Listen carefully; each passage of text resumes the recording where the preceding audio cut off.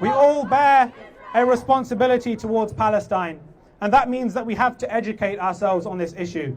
Firstly, we must be careful not to adopt the language of Israel apologists. The situation in Palestine is not a conflict, it's not a cycle of violence, and there is no such thing as both sides. It's an all-out, ongoing onslaught against Palestinians by an oppressive, occupying colonial power. And we must also not buy in to their narratives about so-called Palestinian terrorism and scaremongering about their favourite bogeyman, Hamas.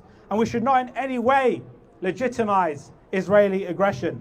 Palestinians have the right to resist by any means necessary, and there can be absolutely no question about that. Those who stand against Palestinian resistance stand with the state of Israel. But it's not just Zionist propaganda that's the problem. There's a problem with much of the language of our own movement. It's not enough to simply offer solidarity and to oppose occupation and apartheid. It's not enough to simply talk about international law and the Geneva Convention. We know all of those things already. So what should we say? And what must we do?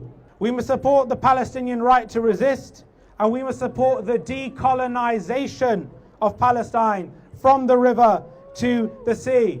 From the river to the sea, Palestine will be free. From the river to the sea, Palestine will be free. From the river to the sea, Palestine will be free. We don't simply want a state in which Palestinians have equal rights with their oppressors. We want to liberate Palestine.